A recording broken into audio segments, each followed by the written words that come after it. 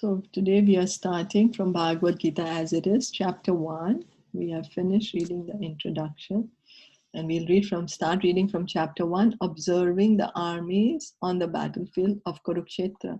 So we can see how in the introduction Srila Prabhupada gave the whole essence, the teachings of the Bhagavad Gita in the introduction itself, But now we are going to hear the actual dialogue, conversation between Krishna and Arjuna. So, text 1. Dhritarashtra uvacha dharma kshetre kurukshetre samaveta yuyutsavaha mamaka pandavaschaiva kim akurvata Sanjaya. Dhritarashtra said, O Sanjaya, after my sons and the sons of Pandu assembled in the place of pilgrimage at Kurukshetra, desiring to fight, what did they do? So Bhagavad Gita begins with an inquiry by Dhritarashtra. So Bhagavad Gita is the widely read theistic science summarized in the Gita Mahatmya, glorification of the Gita. There it says that one should read Bhagavad Gita very scrutinizingly with the help of a person who is a devotee of Sri Krishna and try to understand it without personally motivated interpretations.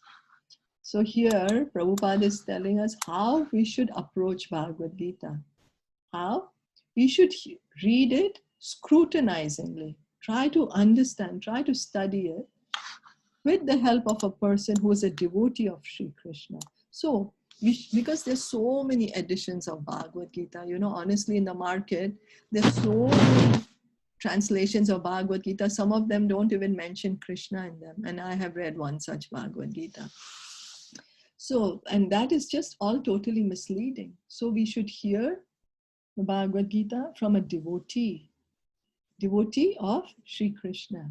And then try to understand it without personally motivated interpretations, because we have that habit, or what I think should be correct. According to me, this is what should be correct. So we should not do that.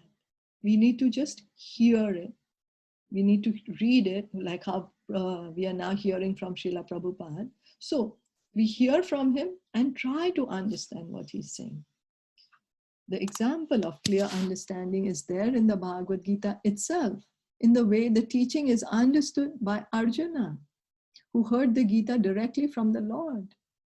So because Krishna is speaking the Bhagavad Gita to Arjuna and Arjuna understood it perfectly. Yeah. So if someone is fortunate enough to understand the Bhagavad Gita in that line of disciplic succession, without motivated interpretation, then he surpasses all studies of Vedic wisdom and all scriptures of the world. So we need to hear the Bhagavad Gita as Krishna spoke it and as Arjuna understood it, without any confusion, speculation, interpretation. One will find the Bhagavad Gita all that is contained in other scriptures, but the reader will also find things which are not to be found elsewhere. That is the specific standard of the Gita. It is the perfect theistic science because it is directly spoken by the Supreme Personality of Godhead, Lord Sri Krishna. So if we just try to understand what Krishna is saying in the Bhagavad Gita, what will happen? We will gain the knowledge that we are looking for, the Vedic wisdom. Vedic wisdom. Because this is Krishna is giving this Vedic wisdom to Arjuna and he's speaking it for our benefit. The topics discussed by Dhritarashtra and Sanjaya as described in the Mahabharata form the basic principle for this great philosophy. It is understood that this philosophy evolved on the battlefield of Kurukshetra, which is a sacred place of pilgrimage from the time immemorial of the Vedic age. It was spoken by the Lord when he was present personally on this planet for the guidance of mankind. So when was Bhagavad Gita spoken? It was spoken when Krishna was here on this earth. And then where was it spoken? It's spoken on the battlefield of Kurukshetra. Kurukshetra is a religion, it's a sacred place, a dharma kshetra. It's a sacred place of pilgrimage because it's a religious war. So that's why it's taking place in a religious place. And there are some Bhagavad Gita which will say Kurukshetra, Kurukshetra means this body. But Kurukshetra is the place, it still exists. We can still visit Kurukshetra in India. And it's so clearly mentioned, Dharma Kshetri Kurukshetra, that the war is happening at Kurukshetra. But people misinterpret. You see, there is no end to our misinterpretation, right? We could think of anything we want. We have very, very fertile minds, but that's not the way to understand any knowledge. You see, even if we want to have knowledge of, say, reading a particular language, writing a particular language, we have to see what the teacher is telling us. But if we make up our own things, how will we master that language? So even in material life, we see that there is no room for speculation if we really want to get expert in any field. Similarly, this is transcendental knowledge. So we should not speculate. The word Dharma Kshetra, a place where religious rituals are performed, is significant because on the battlefield of Kurukshetra, the Supreme Personality of Godhead was present on the side of Arjuna. Dhritarashtra, the father of the Kurus, was highly doubtful about the possibility of his son's ultimate victory. So Dhritarashtra was actually doubtful. That's why he's asking, what did they do? You know, he's questioning Sanjaya. Sanjaya got this vision from Vyasadeva, who's his secretary, because Dhritarashtra is blind, so he can't go to the, he couldn't go to the battlefield. But just so that he could see what's happening on the battlefield, Vyasadeva gave his student Sanjaya, who is the servant of Dhritarashtra, this divine vision, so he could see. Like now, we can see from far away places. We are sitting all in different places, we can see each other, you know, like that. So this was a subtle science. Anyway, in his doubt, he inquired from his secretary, Sanjaya, what did they do? He was confident that both his sons and the sons of his younger brother Pandu were assembled in the field of Kurukshetra for a determined engagement of the war. Still, his inquiry is significant. He did not want a compromise between the cousins and brothers, and he wanted to be sure of the fate of his sons on the battlefield. Because the battle was arranged to be fought at Kurukshetra, which is mentioned elsewhere in the Vedas as a place of worship, even for the denizens of heaven, Dhritarashtra became very fearful about the influence of the holy place on the outcome of the battle. He knew very well that this would influence Arjuna and the sons of Pandu favorably. Why? Because by nature they were all virtuous. So he's scared that this battle is taking place in Kurukshetra, which is a holy place. It's a place of pilgrimage, even for the demigods. So what to speak of human beings? And so he's thinking, oh, because it's happening in such a holy place, then maybe my sons will not win, you know, maybe the Pandavas will win.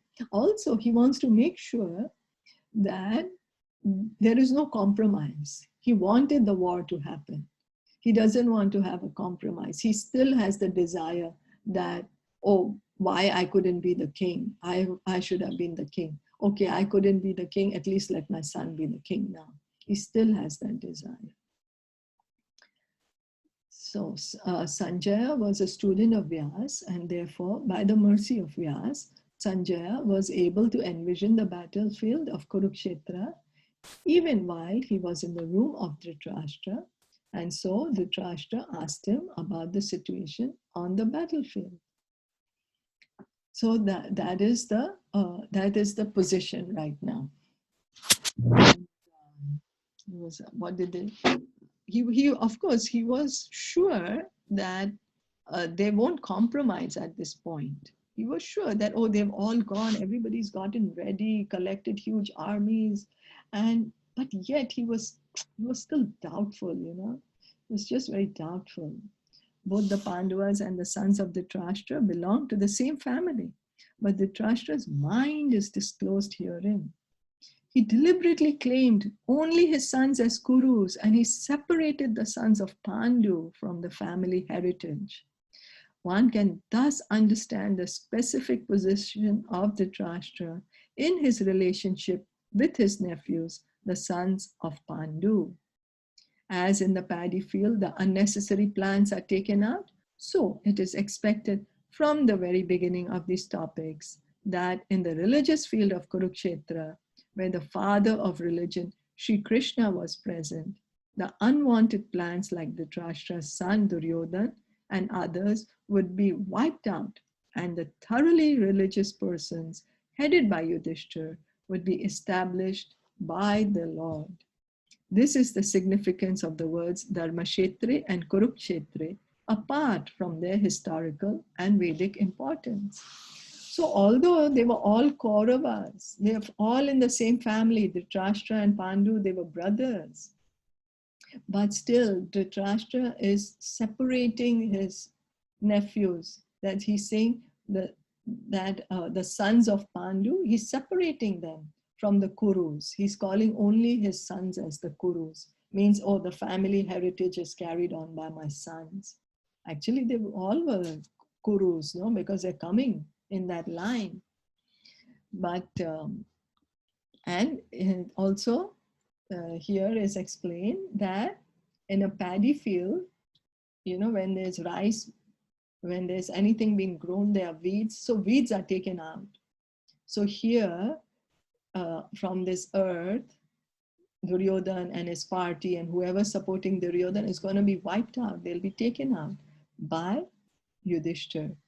Why? Because Krishna wanted that. Krishna wanted that the earth be ruled religiously by a just emperor, by a devotee who can take care of everyone, who's going to be taking care of everyone materially as well as spiritually. And so this is what they are saying is Dharmashetre and Kurukshetre, the significance of this. So any questions or comments? No, all clear. Okay, so let's stop here for today. Bhagavad Gita ki jai, Srila Prabhupada ki jai, Gaura Brahmande, Hari Hari Bol, Hare Krishna.